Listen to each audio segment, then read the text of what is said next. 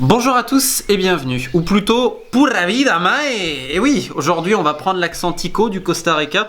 Alors pura vida, vous avez peut-être entendu cette expression, c'est la plus fameuse concernant ce petit pays d'Amérique centrale d'à peine 5 millions d'habitants.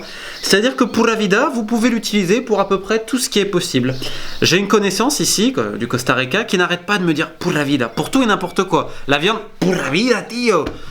Donc voilà, en théorie, pura vida, ça se dit surtout, admettons, bonjour, comment vous allez, hola, como estás, pura vida, donc très très bien, ou quand tu veux souhaiter bonne chance à quelqu'un. Et mae, alors c'est l'équivalent espagnol de tío ou tia, ce que je traduirais plutôt par mec ou meuf. Même si, après ça dépend, parce qu'en France, moi je me rappelle, il y a une dizaine d'années, en Isère et vers Lyon, tout le monde disait gros. Ça va gros, et aujourd'hui c'est frère. Bon, les spécificités linguistiques, elles changent, que voulez-vous, selon les régions et les pays et notre temps. Bref, aujourd'hui on parle du Costa Rica dans cette série autour du mondial que j'essaye de faire quotidiennement. Alors avant tout, on va aborder le pays, donc en Amérique centrale, comme je vous le disais, donc qui joue au niveau football les qualifications de la CONCACAF. La CONCACAF regroupe les pays de la Caraïbe, de l'Amérique centrale et de l'Amérique du Nord. Et le Costa Rica en Amérique centrale, c'est forcément un pays particulier. Et on pourrait, pourquoi pas, le comparer au Panama, je veux bien, mais son autre voisin, le Nicaragua, et ensuite les autres, le Guatemala, le Salvador, le Honduras, également Belize au Mexico, en fait, ça n'a strictement rien à voir. C'est une zone fascinante, l'Amérique centrale, avec, on le sait, une grande influence des États-Unis, mais c'est fascinant parce que, alors oui, j'appelle ça le carré des Bermudes, un peu, le Honduras, Guatemala, Salvador et Nicaragua, où c'est vrai, il y a beaucoup d'insécurité et les gangs font un peu la loi. Et vous avez leur voisin à côté qui, depuis 1949, n'a pas d'armée et qui a relativement un indice de développement humain plutôt très très bon et une certaine sécurité. Tant et si bien qu'on appelle le Costa Rica la Suisse de l'Amérique latine. Alors, c'est un surnom qui a également été donné à l'Uruguay pour l'Amérique du Sud dans les années 30, si je dis pas de bêtises, en rapport à son développement économique, sa stabilité politique, etc. Il est quand même à souligner que le Costa Rica a beaucoup plus de stabilité politique au niveau démocratique que l'Uruguay. Et comme l'Uruguay, qui avait ce surnom pas uniquement pour ses raisons soi-disant démocratiques et développement économique, c'était également pour le secret bancaire et parce qu'avant l'Uruguay était un paradis fiscal. Et le Costa Rica, alors c'est pas aussi développé que Panama, on pourra en faire des histoires sur Panama, mais évidemment, ça donne beaucoup d'avantages pour les capitaux étrangers. Et d'ailleurs, c'est un peu la politique de ce pays qui mise énormément sur l'écotourisme, ce côté vert, ce respect de la nature. Depuis 2011, ils n'exploitent plus leur pétrole. Enfin, il y a plein de choses très intéressantes sur le Costa Rica. Et sur les investissements étrangers, ils en sont friands. Alors, il y a beaucoup d'investissements américains sur la haute technologie, mais également chinois. Et pourquoi je vous dis ça ? Tout simplement parce que c'est un rapport net avec le principal sport du pays, qui est donc le football. Il y a une dizaine d'années à peu près, le gouvernement voulait se doter d'une meilleure enceinte. Pourquoi ? Parce que votre football est populaire. Le football est très populaire, c'est le sport numéro 1. Et même si le pays a moins de 5 millions d'habitants, ce n'est pas normal d'avoir seulement 3 stades au-delà de 10 000 spectateurs possibles en première division du Costa Rica.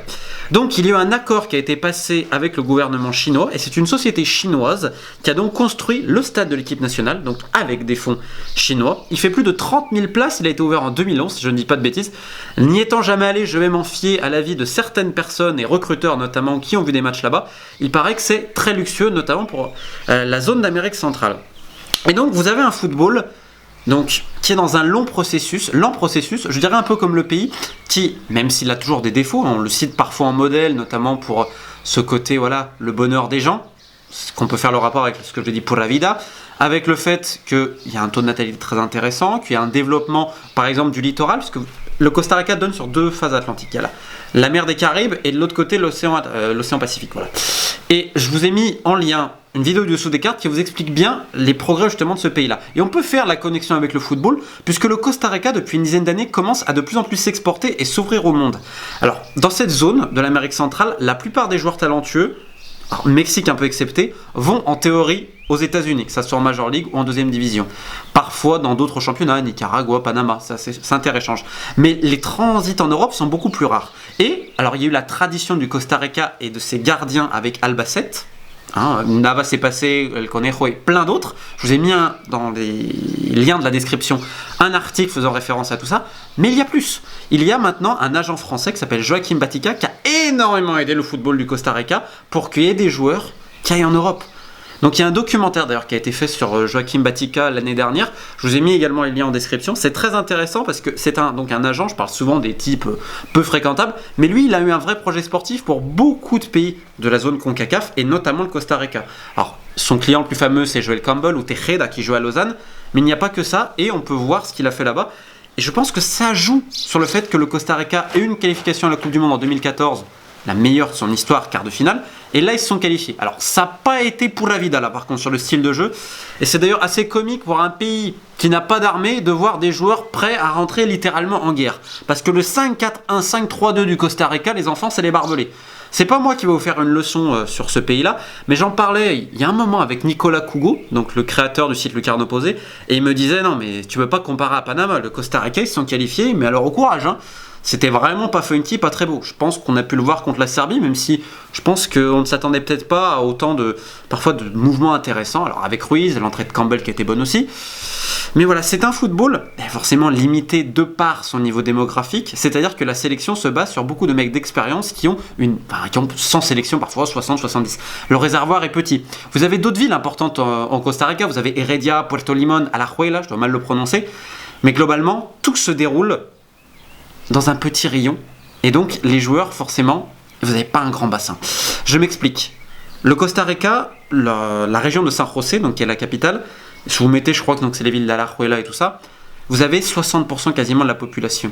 Vous avez un football professionnel mais avec des conditions très précaires, et vous avez des formateurs pas forcément mauvais mais pas très très réputés non plus dans la zone CONCACAF. Pour preuve, il y a énormément de techniciens colombiens qui viennent pour justement aider le football local.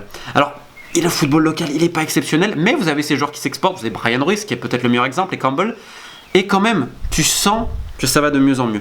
Donc je trouve que c'est absolument fascinant, et pour terminer, je vais citer le président de la République, Carlos Alvarado, qui a dit à sa troupe, avant de rejoindre la Russie, montre au monde ce qu'est la pura vida. Alors évidemment, il y a une ironie quand tu vois le style de cette sélection, mais peut-être que justement, le Costa Rica, c'est autre chose, et de par son foot, on peut voir et prendre quelques leçons et quelques apprentissages sur un pays qui tente des expériences. Comme le dit le dessous des cartes avec le regretté Jean-Christophe Victor, c'est un laboratoire et il faut peut-être voir et s'ouvrir l'esprit, que ça soit dans le domaine politique, dans le domaine de la philosophie surtout, dans la manière dont on voit le résultat et dont on voit le foot.